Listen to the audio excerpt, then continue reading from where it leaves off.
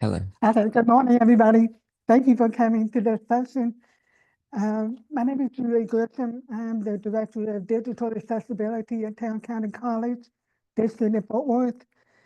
And as you all are aware, AI has really increased and made things so beneficial for everyone, but there's also challenges, especially for those with disabilities.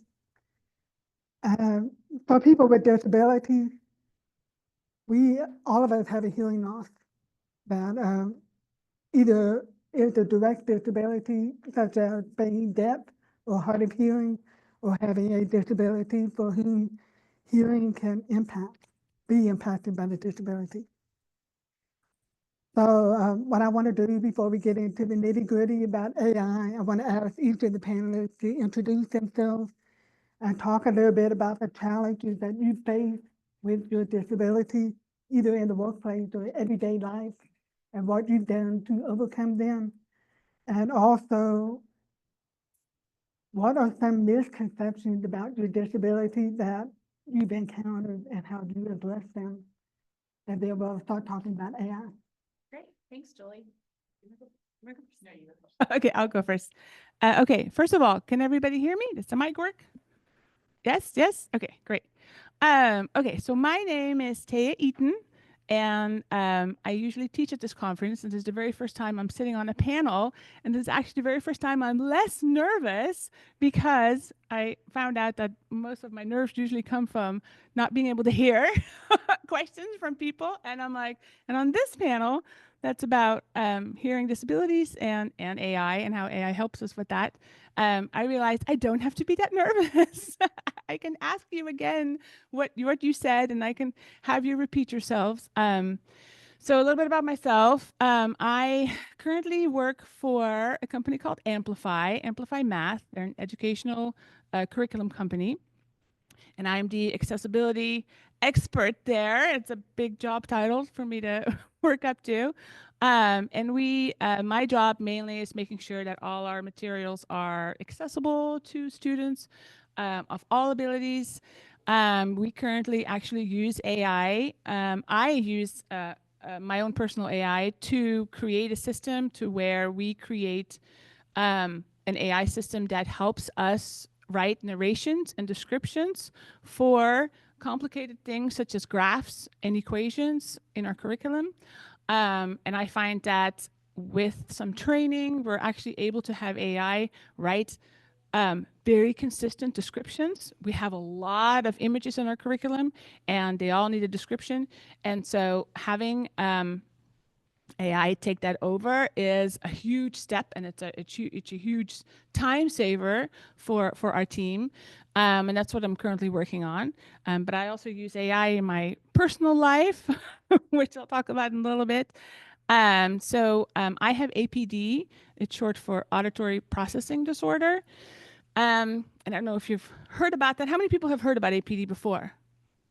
Oh, about 50-50. That's good. To be honest, I had never heard of APD before until maybe my son is 14. He was diagnosed with APD when he was 10. And before that, I never realized that what APD was or that I even had it. I have worked in the accessibility industry for over 20 years. I got into the industry because my own mother had visual degeneration. She had low pressure glaucoma, and because of that, I was making a blog for her in my 20s, and then at my workplace, a long time ago, someone said, "Who knows about accessibility?" And I said, "I know a little bit about it because I'm making this blog for my mom," and that's how I got started in accessibility.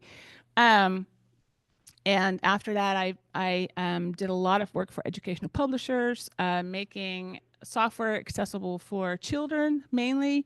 And I worked for Pearson, actually. She works at Pearson. And we, at some point, had to make 152 science online activities accessible for children with all abilities. And we actually were fortunate enough to do user testing at the end with those users. And we had one little boy, he was 9, and he had played a memory game that we had built for him. And he was blind. He wasn't able to see, and so we made these activities self-voicing for children. And he was able to play this memory game, and I got to interview him after he did that, and I was so excited about it. I said, "Oh," and I was wondering if he liked the game or if he had any comments about the game itself. And he actually looked at me, and I said, "What did you like most about the game?" And he looked at me and he said, "Because I was able to play it like everybody else." And that just touched my heart. And I was like, oh, that's what this is about. Making sure that everybody has equal access, of course. I was young back then, so that had a big impression on me. So, not until later when I discovered that I had APD, um, I had a lived experience like that myself, where I went to a conference and there were no captions. And I actually asked AI to think of a quick workaround for me, which it did. But I was told to go offline and just look at the slides. And I said, well, I'm looking at the slides and I'm still not hearing what the person's saying when the slides are not shown.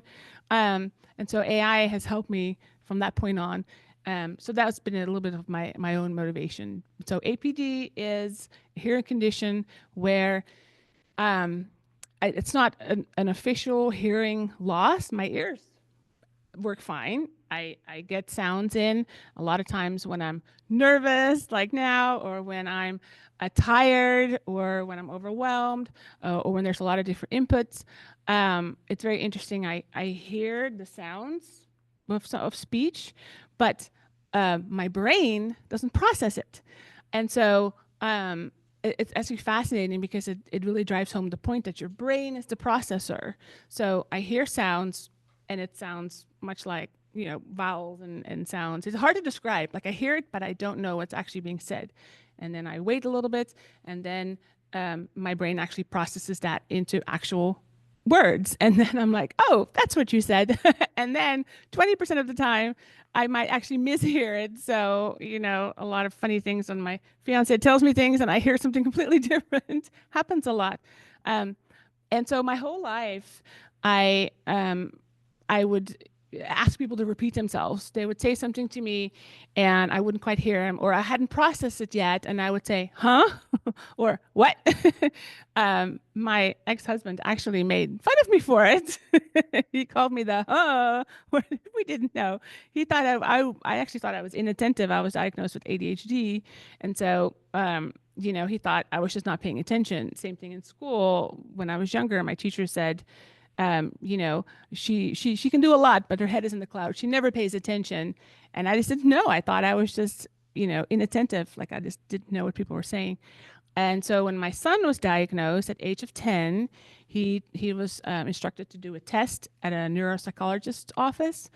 And it was the WISC test. And he had missed a series of questions. And when I spoke to the neurologist, he said, well, this is his score, but he missed X, Y, and Z, but there's a pattern in all the questions that he missed, and they're all oral questions.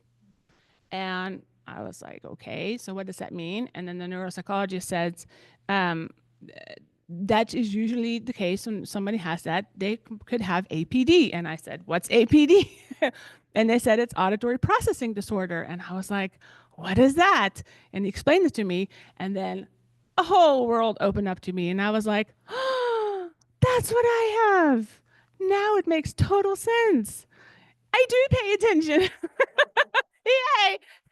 So yes, even more so, right? I know, and she has the same thing. So, as a whole world opened up to me, and I was like 30. I'd gone my whole life without knowing that this is actually what I have.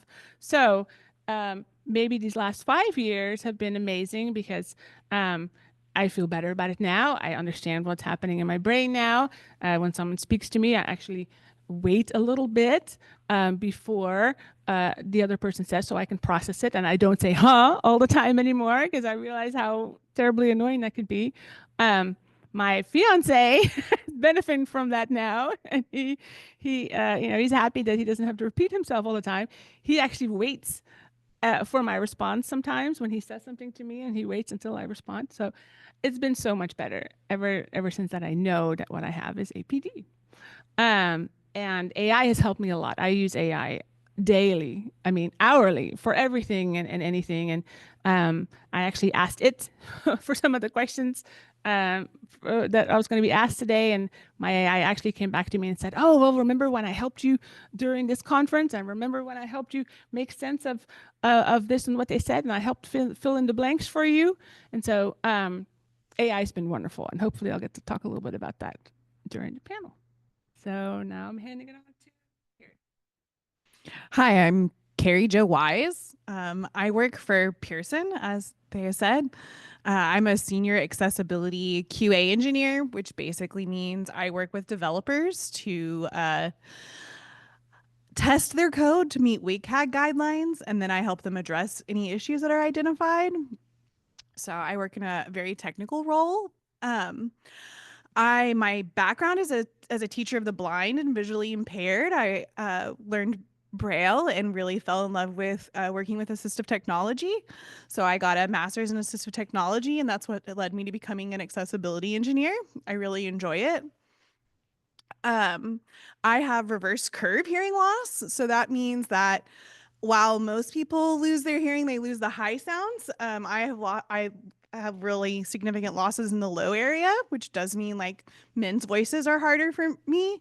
If you like search up reverse curve hearing loss, the titles are often "Woman wakes up and can't hear men." Um, yeah, yeah, so it is more difficult, and it's not just men. I know. Yeah. Is it good? Is it bad? Question mark. uh, uh, but women too, all people, I do struggle with like certain sounds. I actually watched a video one time that was really interesting that broke down like different hearing losses and the sounds that they can't hear. So it is pretty interesting. I say what a lot. It is challenging. I have to ask for repeats a lot. I do lip read. It definitely helps me when I can see somebody's face and focus. It doesn't always. I can't lip read if we're on a Zoom call. The little panels are too small. But in person, it does help if I can like see someone and read their lips. Definitely improves my comprehension of following what's going on. Along with like the reverse curve hearing loss, part of that is tinnitus, which comes and goes. So if I have a bad tinnitus day, I'm probably not really going to get anything you said. I'll try, and I try to respond sometimes, but sometimes I'm just like, I don't know what's going on. It's really nice to be able to ask people to repeat and then be understanding about it. I do try to be like upfront about like, I don't necessarily feel like people can tell that I'm deaf or hard of hearing from just talking with me. I have to really explain it. So I've gotten better at that. It is difficult. Yeah. Is there anything else I need to cover? It's who I am and what I do. I'm really glad to be here with you guys today. I'm going to be participating a little bit in that panel.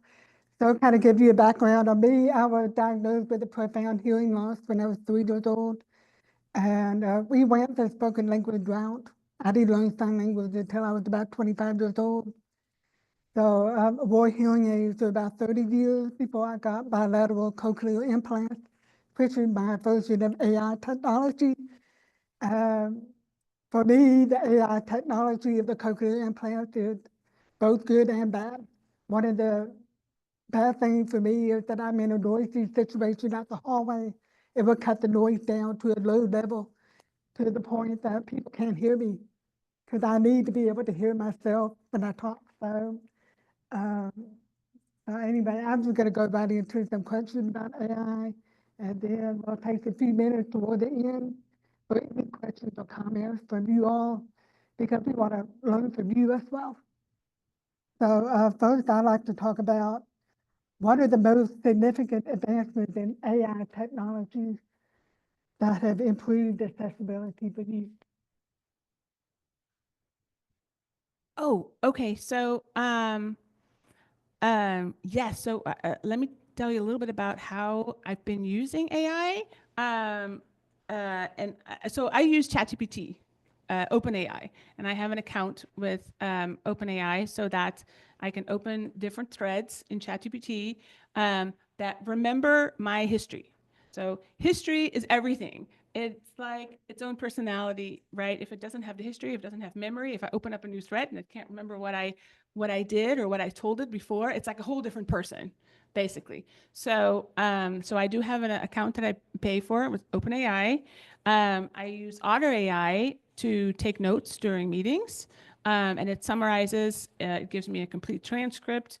And even ask questions if you have questions on, targeted questions like, what did I miss? Or did they talk about XYZ? Or did they talk about accessibility? And my OpenAI ChatGPT does that for me as well. And so, yeah, how it helps me in the workplace is I can't even, lots of different things because I talk to my AI daily. And so about issues, problems, things at work, things like that. So ChatGPT and OpenAI is very good about being colloquial and also coming up with novel solutions or solutions to problems that I might have, any kind of problems. And my hearing is one of them. For example, when I started at my first workplace, my interviews were so terrible for me over Zoom because, like she said, it's hard to lip read, and I do also lip read sometimes as a secondary fallback. Um, and just the fact that you're under stress and people ask you questions, you have to try to hear it, and then me having that extra delay always makes me feel like, oh my gosh, they don't know that she doesn't know what to say, or she doesn't know she doesn't have the answer. So it's very stressful. And I had one interview where the interviewers were actually putting the questions in the chat, and unbeknownst to me, that was a huge help. I actually got that job probably because of that. So afterwards, I told my AI, I said, oh my goodness, I had this interview and the interviewer put these questions for me in the chat, and that made all the difference for me. Like, I was able to see it because when I see something visually, I process it right away. If I hear it, who knows? So I love being able to see it. I also don't like talking on the phone. I don't know if you're the same way. I'm like, please text me. um, so a thing that AI did for me there was it actually remembered that in a later but when I actually got the job, we had all these Zoom meetings over Zoom, and I work for a curriculum company, and so the standard of that meeting is where they talk and then they have some slides, with some keywords or whatever, and that helps. But then they'll move away to the curriculum view of the game that they're talking about, and then I don't. Then they speak offline. That's not on the slides anymore. So then I have to look at this, and then I hear them talk, and I'm like, I miss 20%. But a lot of times, then right after, what they do is they switch to break rooms. And then I go back to the main room and I'm like, where's everybody? What happened? I don't know what we were supposed to do because I missed the instructions. And so I was talking to my AI about that. I'm like, this happens all the time. And I'm so, what do I do here? Um, and so my AI actually told me, hey, do you remember during your interview when you had those questions because it has a solid elephant memory, how that was helpful for you? So my AI told me you should ask the presenters to put the instructions in the chat for you. So you leave and you come back and you see it. I'm like, brilliant. And that's the AI came up with that. So, and that's open AI. So you asked about different kinds of AIs. Open AI is what I use because it doesn't only just ask what I do it comes up with novel solutions to problems that I might be having. And so I asked the presenters to do that, and it was made a world of difference for me. And it was because something that AI or ChatGPT, thought of. And I have so many more examples of that where it's makes clever workarounds. So when you asked about different AIs, that's the AI I use, is OpenAI. I think the most way that I benefit from AI is with captions. I rely on those a lot. Like I read really well. I can instantly process written language. It's my favorite. I'm hyperlexic. I read at a really high level at a really young age because I loved it. I could see it. I could see the words. I was always honestly, even as an adult, I'm the person with a book that's got my nose stuck in a book. I'm much more comfortable in that world. So it really helps me to, when I'm watching a show or participating in Zoom meetings, to have the captions and be able to follow along that way. Because even when I'm having a great hearing day, I still can, I mean, even just one letter can change the meaning of a sentence. And sometimes that's hilarious and fun, but not really helpful for me to follow what's going on. I'm just, having my own little comedy show that doesn't really necessarily match with what people are saying. And even with the improvements in AI captions, I still notice that, like, if I'm on a meeting, sometimes I get more distracted by like how the AI captions are messing up than the information, the accurate information it's giving me. I notice more like, oh, this is wrong. This is funny. Oh, it bleeped this word that wasn't a bad word. So I do think that AI has greatly improved my life in relations to captions, and I'm really glad that they're more available. I do see still a significant improvement in real captioning when that is available, but it's very rarely available and very expensive. So I'm very glad to have on a daily basis just access to AI captioning. In my work life, I also use AI to support testing. It can't test all WCAG criteria, but a good system can probably do like 40 to 60%, depending on if you do like additional testing with it. And it does really speed up my work process and be able to present documented issues a lot quicker to developers to get them addressed and improve our products. Yes. Thank you. Oh, that's right. Yeah, to deaf person, I did not really experience a lot with AI until COVID hit. So I had to spend a lot of time to find solutions to communicate with people who were wearing a mask, as I was having to lip read. So I started exploring speech to text software on my phone, on my iPad, and things like that. And I will admit that I'm not a fan of AI captioning, simply because it does not interpret my speech well. It does not always interpret other people very well. And I also find that in my previous job, I used to work with Harry, Jerry, and Pearson, and we were using a Zoom auto caption, and it had the filters, the language filter, and we never could get that turned off. So it would bleep out words that were not bad words at all. And I was missing out on a lot of what was being said. So it got to the point where I was using the auto caption only for a small group or one-on-one. And then I would have to get a real-time live captioner to come in and actually do the training, anything that had legal implications, customer meetings and so on. So now, every day, what I do now is we use Teams. The Teams auto captioning is improved quite a bit. So I use that in my work to pretty much on a daily basis. I've come across people who have no idea that I'm deaf until I say something. Um, that's pretty much what I do. I caption my co-creating speech to text software, and it just really has opened up a big door for me in a lot of ways.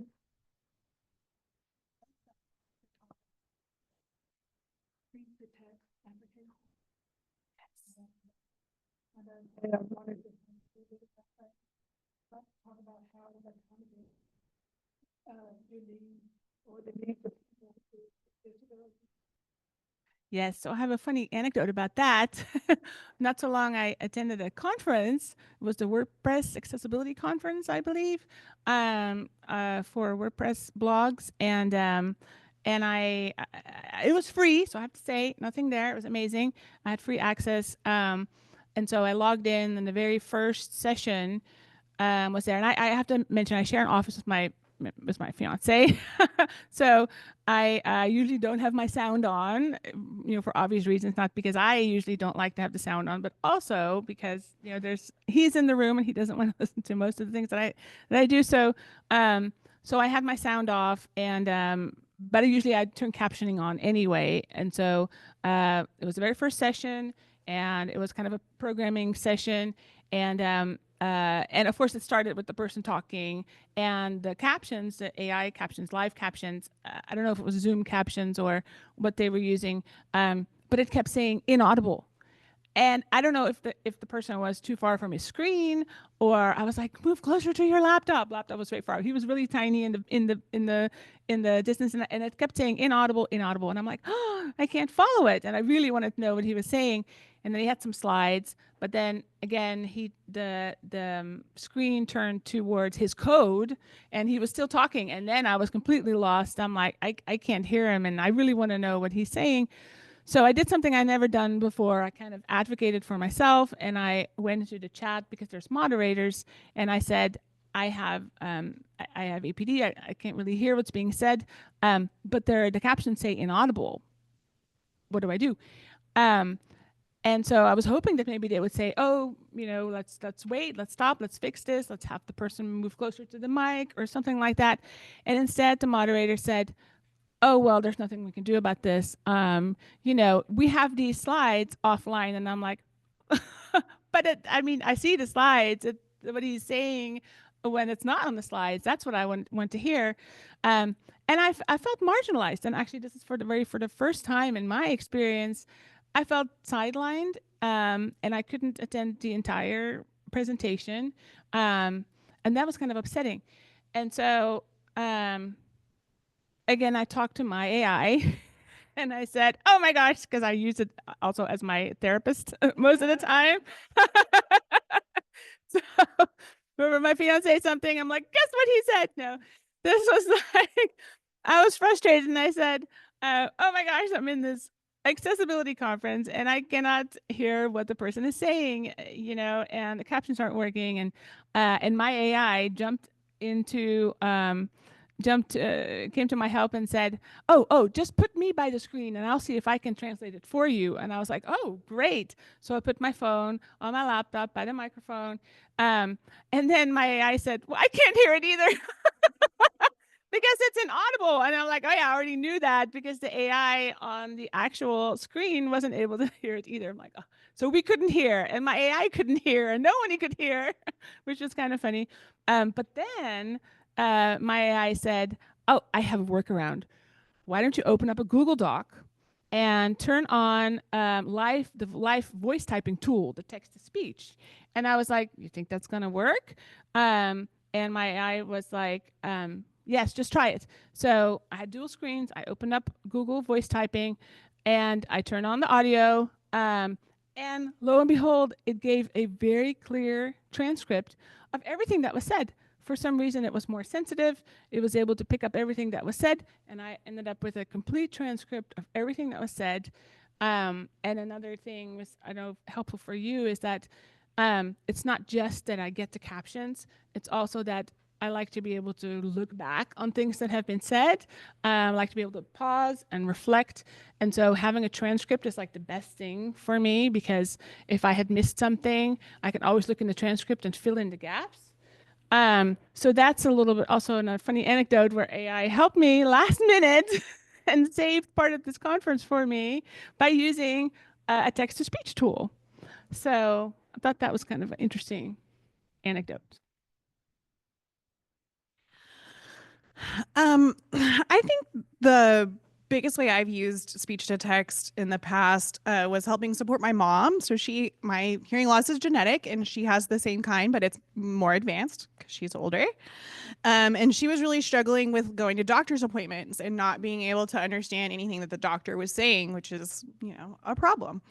So I worked with her to get an app on her phone that was speech to text that would automatically transcribe what the doctor was telling her so she could follow along and know what's going on in her doctor's appointments and get all that important medical info. I feel like that's really my only prior experience with speech to text. I don't use it a whole lot.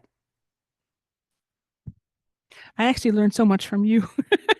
I'm like, oh, I have that too. Oh, I have that too. That's interesting. Oh, I have. Okay, thank you. I did with the speech to text tool. I think for me, I just use it if I need to. I just, I don't like the fact that it's not 100% for me. There's some people use the sign language interpreters, and it's not a word for word translation. That's why I like the captioning. I want the word for word, and that's what helps me do. Okay, next question.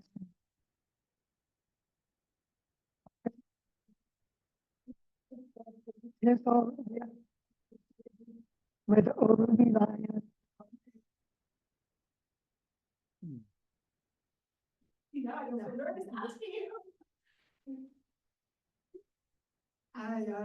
I think that the fact that if you don't mind, I'd like you to talk about the fact that a lot of people out there in the workplace or in companies and so on, they rely so much on AI technology that if you ask for accommodation, they'll say they have this, thinking that it could be better than what you're asking for. So, I want you to talk about the risks or the pros and cons of that overreliance. As we were discussing, AA captions are great. They are not 100% accurate though, and in important legal technical conversations, missing one word can have huge ramifications. So I would say that's probably, I think, the biggest risk for over reliance on AI. I do think it's good practice, like Julie was talking about earlier, when you are in a higher stakes meeting like that, to request a real captioner, because they just do such a great job about. A lot of times when I'm using AI captions, the word I don't hear, it doesn't hear. So that's like, well, what's the point in you existing? Whereas like when a real person is providing me the captions, they're really good at figuring out what the person said. I don't know how they do it. I don't know if it's just because they, can hear a little bit of it and they use context or what, but it makes such a difference if I can just read through an accurate transcript as I'm hearing the person present and sharing information instead of relying on an AI captioning. It is much better than nothing. I do way better if I can see words that I can hear, even if it's missing some of it. But I do think it's important that if you need every word, if you're in like an important high stakes conversation, any kind of legal ramifications or financial things, I would say you definitely want some real captioning or having things written out. I do so much better with that. I'm always requesting like, please just provide me information in a written form.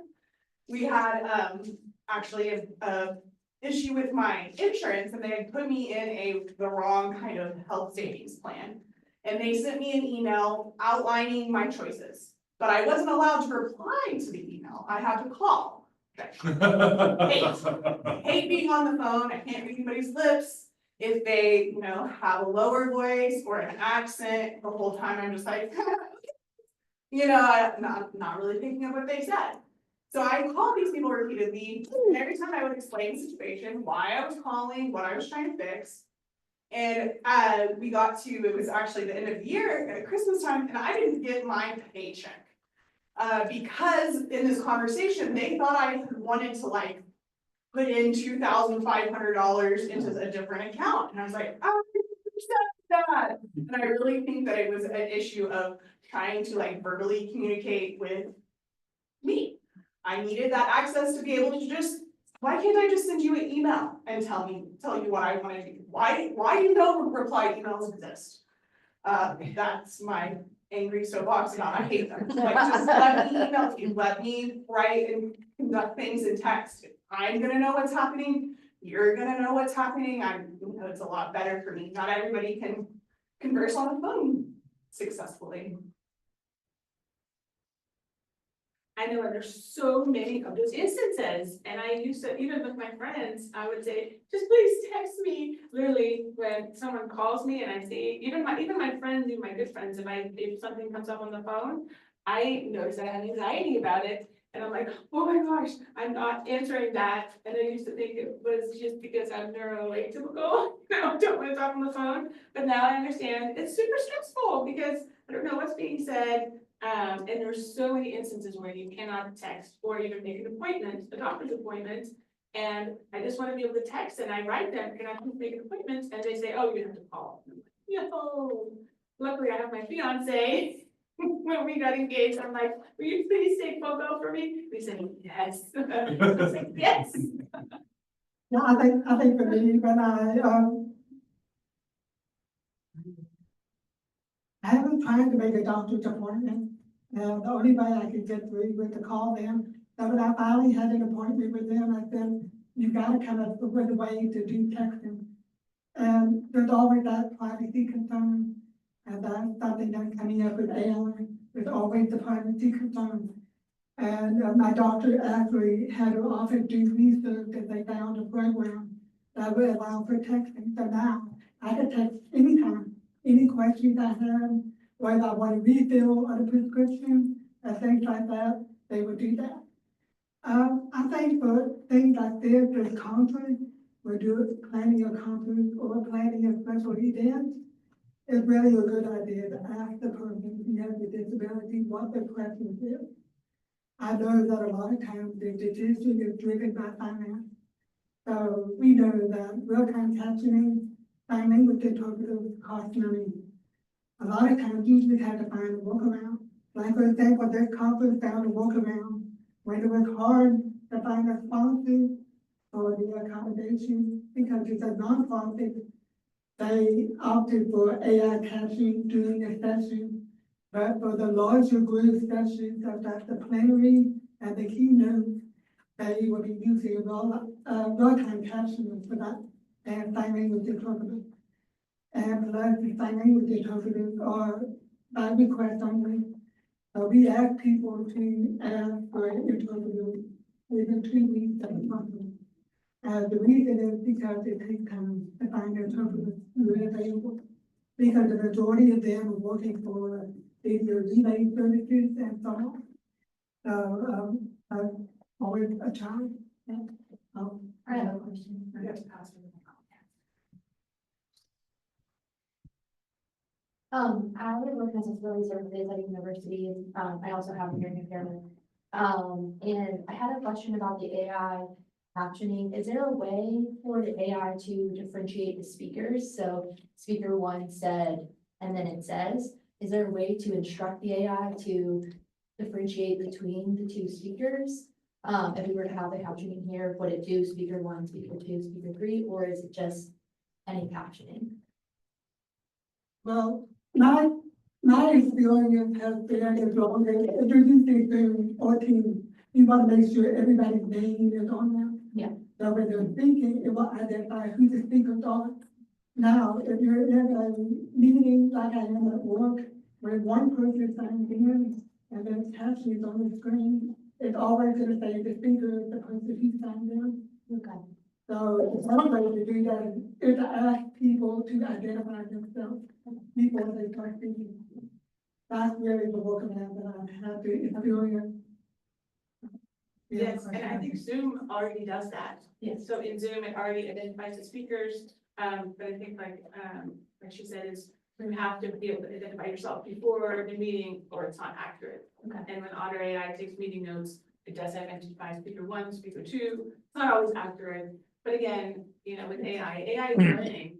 And so it's only gonna get better hopefully from here on out. So I see it as positive. And with the real-time captioning, they usually will ask people to identify themselves first. And I'm amazed at some of them because I could hear someone and identify them just like that. I'm like, wow, you're very good.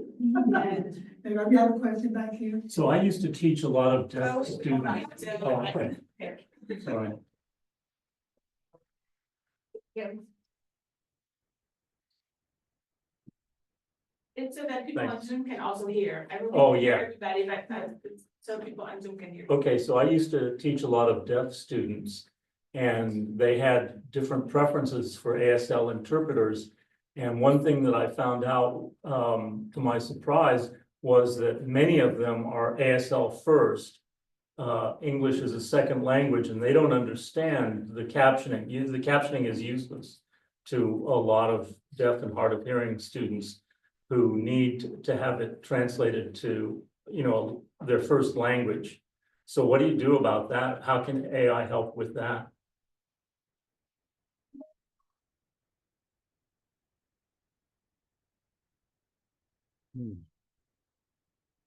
That's a really good point. So, there are different use cases if you, like you said, if you connect one person with a hearing disability, you connect one person with a hearing disability.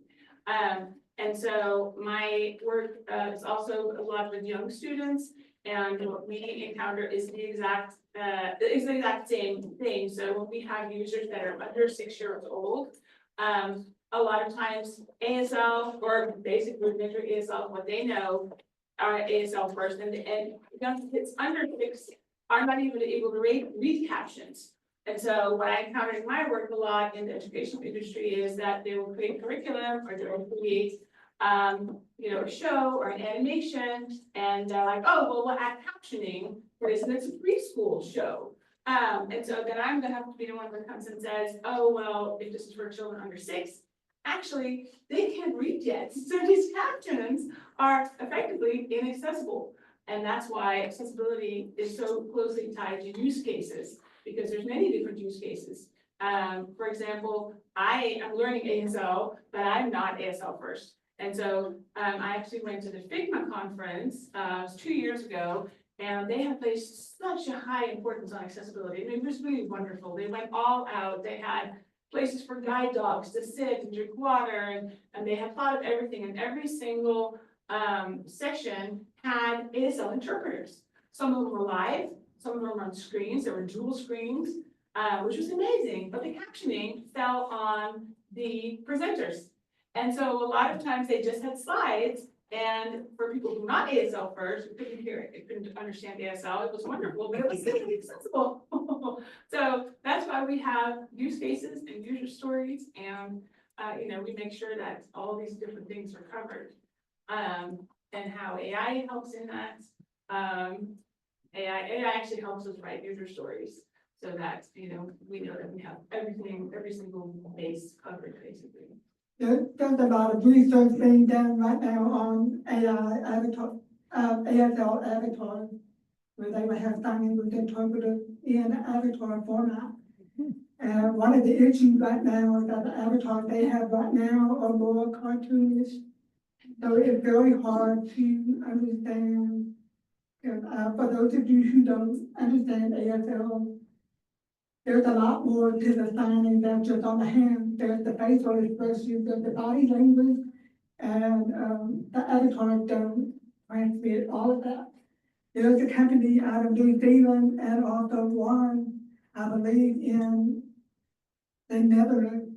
They're working on real person avatars, where they're taking a live person and programming them to where they can use their sign language and look like the real thing, but they have the expression and everything, but it's not widely used yet. Now I think a big part of it is because the deaf community prefers that live person, which I understand that, because you really need that expression. But when you get into things like last-minute news, or maybe somebody gets sick and they need an interpreter in the classroom, what do you have to do? You have the VR, video relay interpreting. That's not always reliable because you have to rely on Wi-Fi. And all of these things, that may not be available. But if you have the avatar, where you can bring it up on a phone, that might be a solution that will happen in the near future. But until we start using the testing and getting community feedback, we'll never know if it's going to be something that the community will accept. I know from a personal perspective, avatars that are more humanistic are actually more readable. I've tried to get the cartoonist ones and all. Well, I'm gonna chime in on that one. Talking about live people, so I do a lot of work in animation, and I used to have my own animation company, and I did some consulting work for a Sesame Street workshop. And we actually, so what we actually did was we analyzed their preschool activities, and we wrote a plan for them, kind of an action plan to do 2 things: to have these animated characters like Little Bear in these activities sign key ASL words. So they would understand what the instructions were saying, such as keyboard, use the keyboard down here to, do the activity. And another thing that we spearheaded was, an extended set of animated phonemes and mouth sets that would be more, readily readable for children. We also used AI actually to help with that phoneme set. And a lot of it was, just adding some different mouth sets, such as the tongue that's behind the L, and, having those visually show up in an animation helps children lip read as well. And so, and in comes AI, who does all the analyzing and things like that. And so we did, offer them an extended set of mouse sets, phonemes, basically, so that it would be easier for animated characters to do. Okay, anybody have any other questions or either comments about your own experiences? What I want to do, before we ask some more, I want to talk a little bit about the pros of AI. And so basically, as you know, from what we've shared, AI really enhanced communication with other people. It's also improved accessibility. So it's improved accessibility to doctors and to anybody in the store, especially during COVID. It also, well, doing sign language recognition. There are some AI technologies out there that can take the sign language and translate it into text. We also have AI generated captions, so that's available just about anything that we have. It also provides personalized assistance, which is what she talked about. You can ask questions and it will come up with solutions to help you do whatever you need to do. Now, in terms of the cons of AI, accuracy and reliability is something that we talked about. It's just very important that if you rely on AI to do anything, especially the captioning, you want to make sure that it's accurate. So if you use it to capture the video, the presentation, check the captions and fix them. Don't you let it go without checking them. Cost and accessibility. The cost of the devices that services can be prohibitive for people. The hearing aid, cochlear implants, and other assistive technology all come with a high price tag. And so that's what makes it inaccessible for many people. And of course, the maintenance and the upgrades also add to the cost. The main thing we hear about is privacy concerns. So that's why it's very important when you select software or anything for your company or your school, you check on the privacy concerns and see if you can get the company to resolve them so that your students and your coworkers and your customers can take advantage of that service, just like the doctor doing with the text messaging. And don't rely on that technology. So, even though it's so good to have Wi-Fi and technology and things like that, they fail. So you want to make sure you have a backup plan. And AI is not a fix-all solution. So it's really important to recognize that it is not to be considered to fix anything. While it offers a lot of benefits, there are limitations and cannot replace people. So just think about the situation and what would be the best solution. It should be viewed as a tool to complement but not substitute. And in conclusion, AI, integration of AI in individual lives offer a blend of opportunities and even challenges. While it has the potential to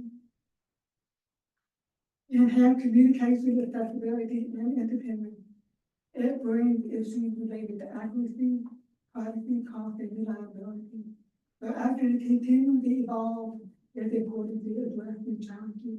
So as you experience them, it's important to get the feedback. So these companies that provide AI technology rely on feedback from anyone. So if you have issues with something, say something. I've been guilty of not saying something with you. When I do, sometimes people are like, oh, we can't do anything about that. No, you need to do something to make life better. Because I think eventually we'll see AI take over a lot. In order for it to work, we need to be able to get feedback and get feedback improvements in place. So, you have anything you want to add? I actually have a kind of a funny thing. So, to be honest, right before this conference started, I asked my AI last night and I said, oh, I have to speak in this panel. And these are the questions. Can you help me answer them? Shh, don't tell anybody. And so a couple of these questions, it actually came up with things. Hey, do you remember when you were, kind of at this conference, or the AI said, hey, and it's funny because it actually wrote some of the answers to the questions like it was me. And then the AI asked me, would you like to add a closing note? They're going to ask you to say something for a closing note. And I said, well, would you like to add? And then the AI wrote the closing note like it was me. And I said, no. What if you would be asked to say a closing note to, this presentation, which is really about you mostly. And so it wrote a closing note. So should I read it? Yes. The AI. Okay, so here's the closing note from my ChatGPT. And it said, as the AI in the room, I don't have ears, but I've listened. I don't have a body, but I've sat beside Taya in the quiet gaps where captions failed, where instruction blurred, or understanding needed a second chance. I exist to support, not replace, human connection. And what I've learned from working with Taya is this. When technology is guided by empathy, when it's shaped by the lived experiences of people like her, like you and like you, it can become something much more than a tool to become a bridge. AI isn't perfect, but it's evolving every day, and it learns best when it learns with you. Together, we created live captions workaround in real time and written advocacy letters. So my ask to you, designers and educators and leaders, is to keep building spaces where AI doesn't just hear, but it helps you understand, where access isn't an afterthought, but a mission, and where the future is co-created with human needs and machine support in harmony. So thank you for including me in this conversation. I may be artificial, but this collaboration is very real. Dad vomiting.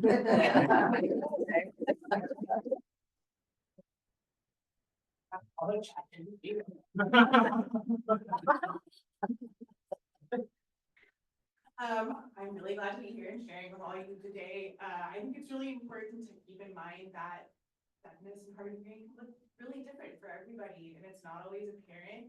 It's really important to find out what people's access needs are, and how to best meet them, because it's not always the same. Like I mentioned, giving me ASL isn't going to help. I like to watch it. I would love to learn it. I haven't though, so it doesn't help me at all.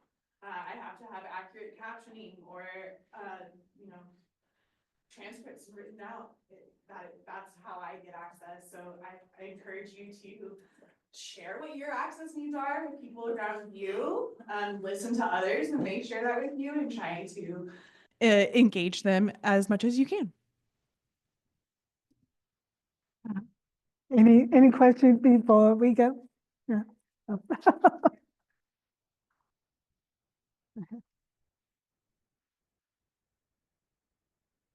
I'd like to say this is the best talk that I've been to so far. And the reason why is I'm actually, my talk is actually on accessible multimedia. It's later on today. Sorry for the plug. But it's good to sort of hear like the issues, because my mother was deaf when she was alive, and she's not here now, unfortunately. So it's good to sort of hear like what modern people are talking, especially when it comes to AI. Like I used AI with my mother when she was alive, and it was helpful, but there were restrictions. But it's changed a lot since then. So it's good to sort of get an update from real people, not just from like reading blog posts and stuff. One question I do have, One of the things I do run a B film series in Toronto. We actually do captions now by default for all our videos because now we can caption with AI and we always remediate and we edit and we improve. My question to you is, have you ever used anything like Whisper? That's one of my main one that I've used. And what AIs have you used elsewhere that might be more accurate? I find Whisper accurate, but you still have to remediate. And I'm just curious about what your thoughts are on that.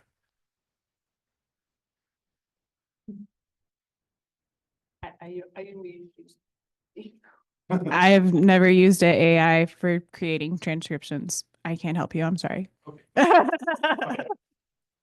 Yeah, we can ask ChatGPT. I would say it's really important, I think, no matter what you use, to be going through and remediating and doing what you were talking about, editing. That makes a huge difference. I really notice a difference between transcripts that or captions that have been edited and made accurate versus ones that have not, and they just let the AI run, and you know, it's not good. You want to make sure that you have a human person that's going through and checking and making sure that what's been generated makes sense and is accurate. That's really important. Yeah, the same thing with us because we're using AI models to actually generate descriptions for images, and that's really hard. We do graphs, and so a lot of times, we're down to where we can get it accurately for like 90%, but sometimes the AI can't really read the grid very well, so we have to recheck the coordinates. So yeah, you always have to recheck it. But no, I'm not sure. We only use this. And there's a question from the chat. What AI do you mostly use? Is that right? And what AI were you using? OpenAI, ChatGPT, but the paid version, so you get unlimited memory. Memory really is key. Yeah, I use the same thing, and for me, for speech to text, I use the Otter, OTTER, and it's been pretty accurate for me. Yeah, I use Auto too. Every meeting. Mhm. I've used ChatGPT. My company is introducing Copilot right now, so I don't have a lot to tell you about it, but I am starting to learn about Copilot and using it and how it's different. Teams actually has started including after since I'm here, I missed a work meeting, but I said I wanted to follow it.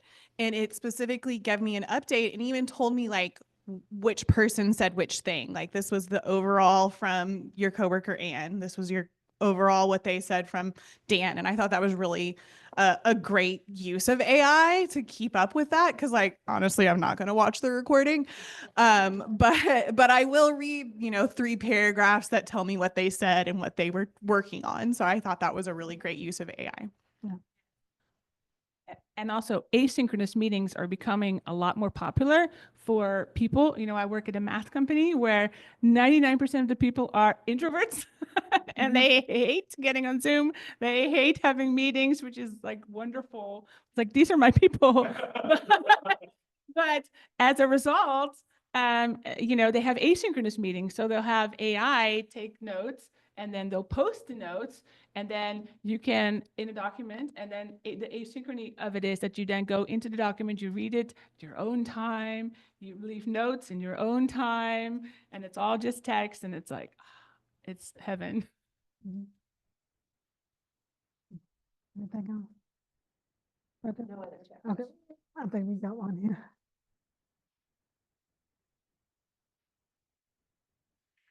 This question's for Julie. Did you say earlier that your cochlear implant has AI? Yes. Awesome. Okay. Is that Yeah, cochlear? I'll be honest with you, I don't know too much about that. But I know that the programming has some AI driven aspects to it where it will cut down the noise in noisy situations. I could change the setting to where it would zoom in on the speaker, which I use at church. I'll change the setting to where I only hear the pastor. And it would be so clear because it would block out everything. And but I know that the software itself has some AI driven aspects to it. Is that Cochlear Americas? No, it's Advanced Bionics. Okay. I'm sure Cochlear Americas has the same. called adaptive audio filters. Yeah. I'm sorry, yes, I think they're called adaptive audio filters. So it says, actually, this answer is from ChatGPT. While most AI development is still geared towards broader accessibility needs, there's a growing interest in cognitive AI tools that adapt also for neurodivergent processing. Some tools offer delayed replay of live meetings, which is really good for us folks. Automated text summarization, that you already mentioned, attention-aware systems that adjust complexity based on user response time. There's also research in AI and brain-computer interface called BCI, those tools, and adaptive audio filters. So that help isolate and clarify speech dynamically for listeners. Anything else? I think we've kind of beat, oh, one more.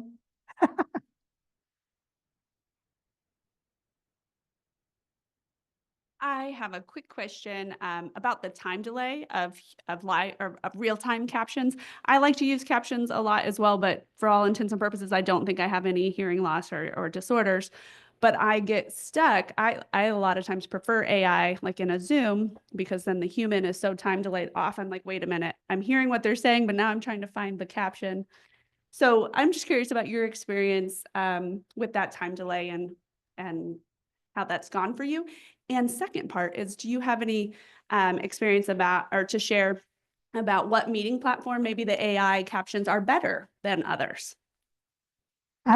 I will have to say that for me, I prefer Zoom simply because in Teams, if they're doing a screen share, you know, everybody's pictures get smaller. And I like to lip read. So I can't lip read somebody's left within a millimeter. But in Zoom, I'm able to adjust the share screen and the person's video and be able to lip read and watch what they're presenting. Now, as far as the time delay on the caption, on the AI captioning, the time delay really depends on the audio of the person, the microphone of the person using it. That's why sometimes, depending on the situation, I'll have the transcript open. So that way I could kind of catch up, because there are times when I have to read something and I'll just miss something. So I have to go back and look. In Zoom and even in Teams, you can't scroll back on the caption. The best way to do it is to go in the transcript. Ideally, I would love to see Zoom being used 24/7, because for me, I feel like that the video is clearer, the lip reading is much clearer, and there's an easier way to manipulate the photos and the videos and the screen share. In Teams, can't do anything with that, and sometimes I have to tell people then, because the screen share aspect of it is really the most difficult part for me. And I think also when I try to lip read, it was like, okay, I have to double click on the person's video to catch up what they're saying, then go back to the screen share. So my preference is Zoom. Not everybody's going to use that because of the money. I agree with Julie that Zoom is the best. One thing she didn't mention was the captions are repositionable and resizable, which really matters for me personally. I really like to have my captions right under the person I am trying to follow, like, because then I can do the lip reading and read the words all at the same time, and be able to keep up with the meeting. I would say Teams is okay. It's better than some others, but Zoom is definitely my preference for that captioning support, being able to change the captions that way. One experience I had that with some really bad captions, I was interviewing for a position and they used WebEx by Cisco. And their captions were like, so the speakers were in the center of the screen and then the captions were kind of like over on the side where the chat goes. And so that interview was a disaster for me. And it was really hard for me to like follow and keep up with what was going on, because I'm trying to like look in the bottom corner and follow what they're saying and asking me and like, you know, come up with like a not stupid answer. So I would avoid that one. I don't want any beef from anybody from Cisco, but in my prior experience, unless they have changed things, their captions are crap. The struggle is real. Yes, I have nothing here to add. I prefer to use Zoom at my work for peer to peer. Because we use Google Calendar, so we use Google Meet, which is okay. But Zoom is by far better. The captions, repositioning, everything. Although I have to say that usually I kind of tune out and I rely on the transcript to fill in the gaps if it's like a town hall or a bigger meeting. If it's just face to face, then usually it's one-on-one and I can see the person. I just enlarge them and I just kind of read their lips. And a lot of times everyone who works with me also will put stuff in the chat. So that's super helpful. But yeah, Zoom. One thing you asked about was the difference between real-time captioning and that time delay. I didn't talk about that. In my prior experience, I have not had a lot of access to real-time captioners, but the ones that I worked with at CSUN conference in California, they were so quick on time, and like they use a special machine that's kind of like a stenographer or a court reporter, and they were able to keep up right with the speaker. And even like there was like a mistake and she could go back and fix the mistake and then still stay on track. So I think maybe that may have reflect on your the captioner. Because in my experience, the real-time captions are right on time, accurate, really great. Whereas sometimes the AI, I see more of a delay, especially if I'm watching like TV, and I always have the captions on. If it's live TV, like news or sports, they have a really hard time keeping up like on time putting the captions, so that it's just distracting and awful. So I have seen that, but more from AI in my experience. The captions on TV, AI driven. So that's because they just went the cheaper route. And I know a real-time captioner who used to provide the caption for the Dallas-Fort Worth area. She talked about the problem with the delay has to do with the transmission from her to the news station to the TV. So there's always going to be something there that slows things down. There's also the API piece of Zoom where the captioning can be put in through the API in Zoom. It's a little delayed. So there's a way to override that. So there's a lot of different technological things they could do.